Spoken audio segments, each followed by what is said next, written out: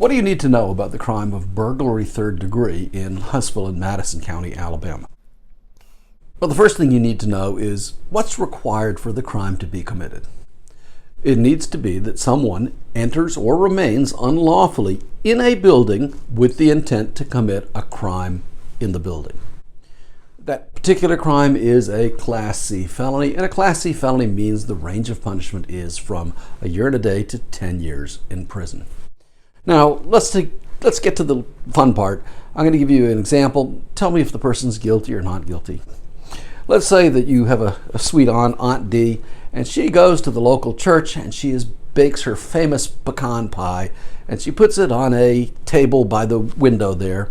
Window's near the sidewalk. She walks away. The pie has its wonderful smells. And Hank the hobo, he happens to be walking by. He's walking by the parking lot. The window's open. He smells that glorious pie. Well, Hank goes and he looks in there. He can't quite reach the pie, so he gets a stick. Takes the stick and he scrapes the pie on the table towards him, right towards the edge of the window. It's there. He reaches in, he grabs the pie, he tries to run away. Unfortunately for Hank the hobo, there's a police officer in the parking lot. Hank's arrested. Hank goes to court and he has a public defender. His lawyer's name is Lou Sir.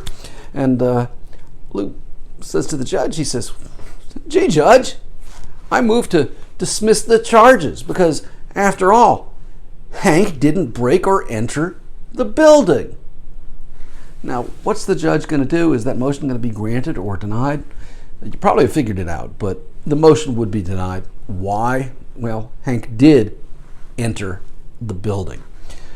The law in Alabama is that the entering of the building doesn't need to be either with your actual body or by you actually physically going inside the building. All that's required under Alabama law is for a person, I'm going to use a legal term, is for a person to break the close of the building. I don't mean clothing.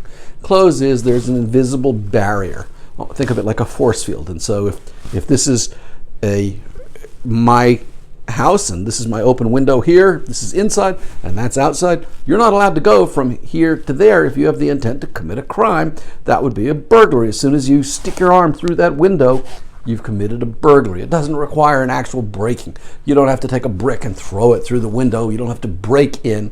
You just have to enter that space that you're not allowed to cross with the intent to commit a crime, and that would be a burglary. Incidentally, if you do it without the intent to commit a crime, it would still be criminal, but it would be a trespass. However, the other thing is that it doesn't even have to be with part of your body. If something is an extension of your body, if I use this pen to try to stick it through the window and hook something, that still is the burglary. So his lawyer, Lou Sir, would lose the argument.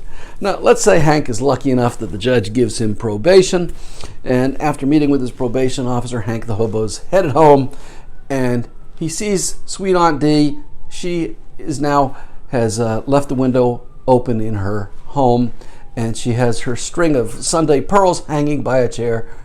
This time, Hank goes and he finds an old coat hanger in the garbage. He reaches in through that window with the coat hanger, hooks the pearls, takes them. Of course, he's busted immediately after.